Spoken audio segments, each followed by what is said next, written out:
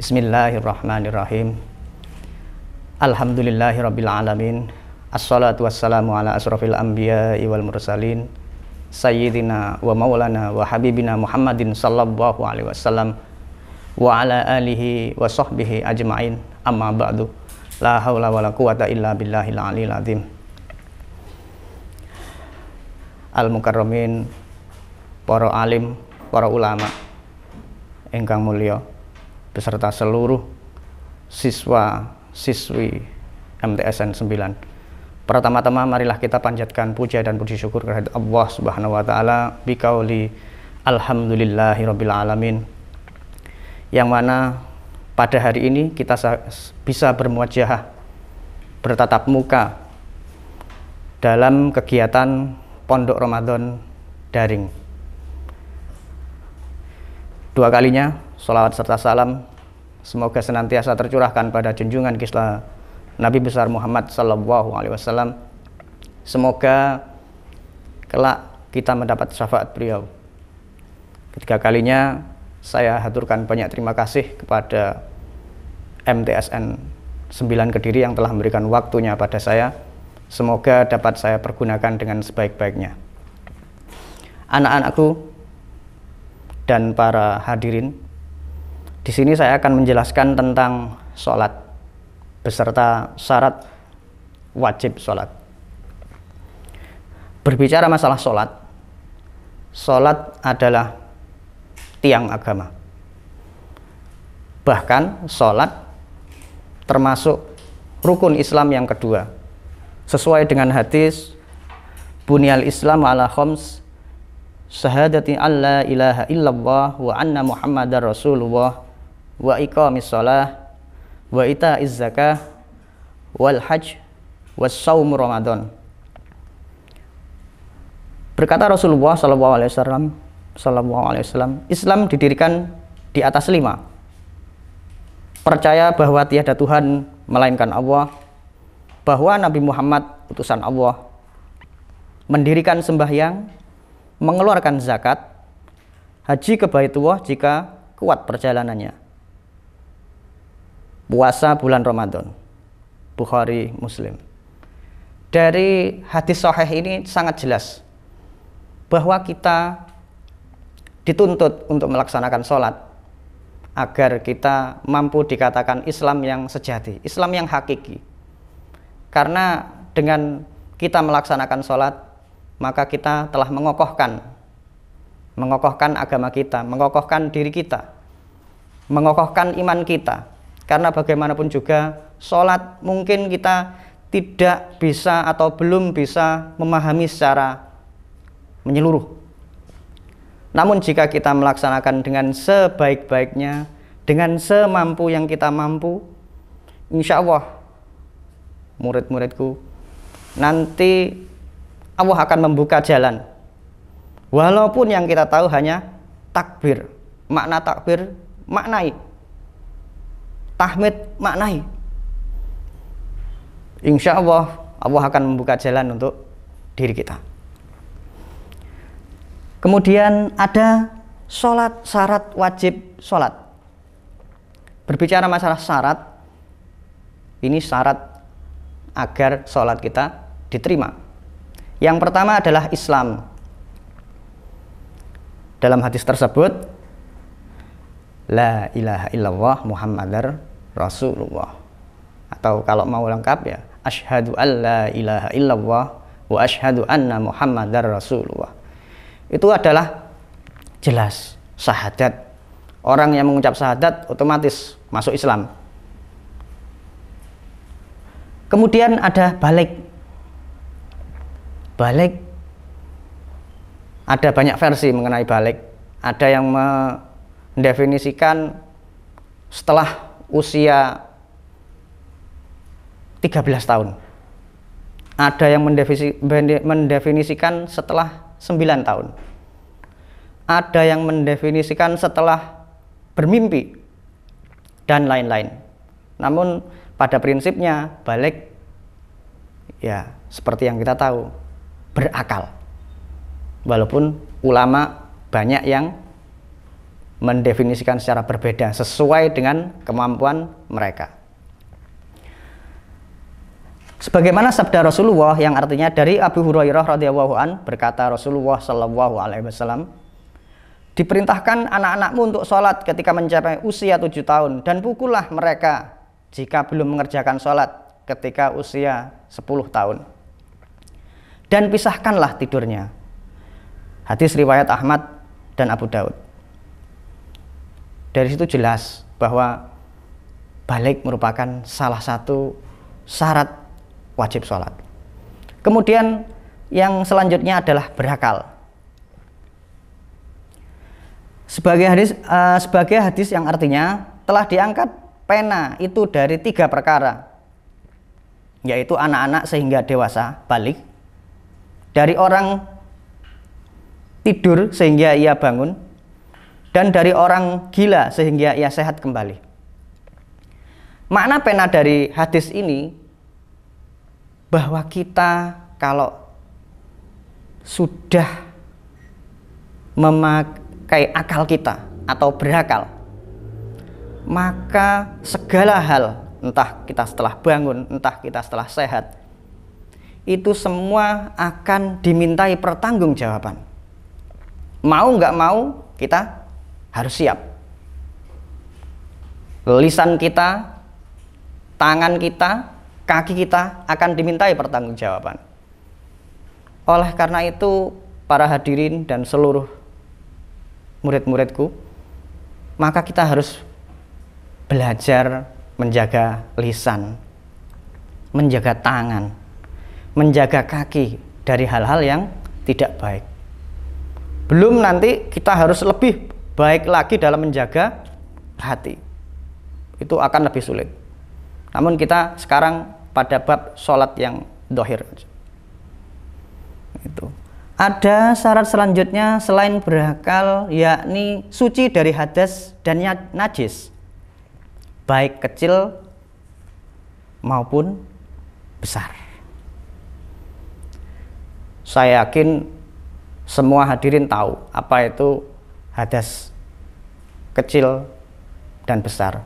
Yang jelas dikatakan hadas ada makna ainun najis atau hal yang tampak dari najis. Contoh kotoran ayam. Kotoran ayam ada bau, itu ainun najis, tampak. Ada bendanya, kelihatan, dan lain-lain. Kita kalau mau sholat kita diterima, harus bersih dari hal tersebut. Kemudian kita akan menginjak pada syarat sah sholat.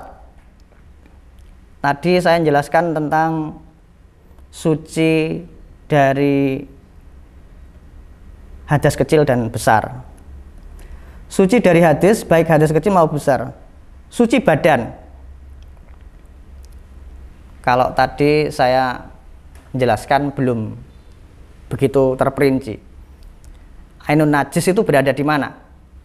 Apakah dalam tubuh, atau di pakaian, atau di tempat?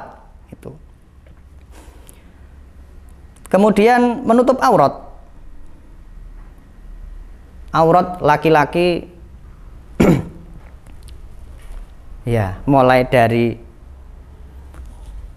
udel atau tali pusar hingga dengkul. Untuk perempuan, seluruh anggota tubuh kecuali wajah dan telapak tangan dan kaki. Jadi selain itu merupakan aurat kita. Kita harus menutupnya. Entah dengan model yang putus, entah dengan model mungkin kelak sambung menyambung, entah dengan model pakaian seperti apapun, yang jelas itu merupakan hal yang wajib kita tutupi, aurat kita.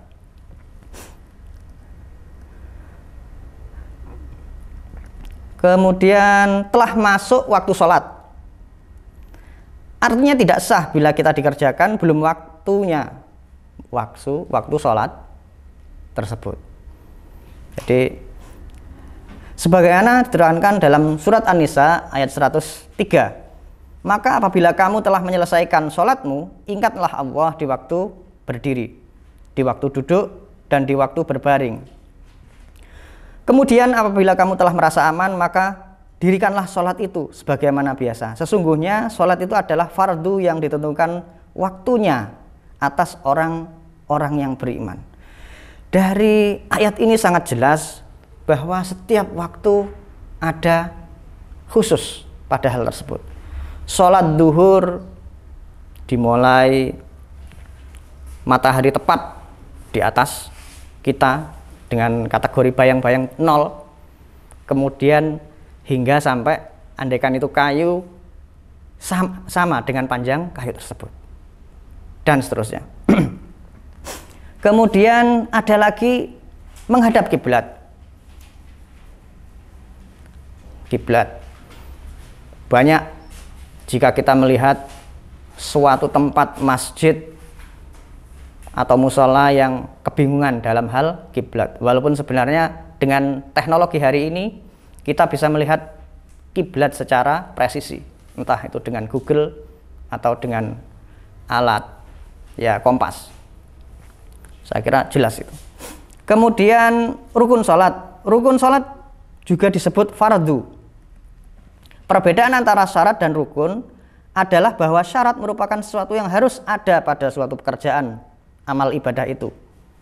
Sedangkan pengertian rukun atau fardu adalah sesuatu yang harus ada pada suatu pekerjaan atau amal ibadah pada waktu pelaksanaan suatu pekerjaan amal tersebut. Ini saya kira sudah jelas.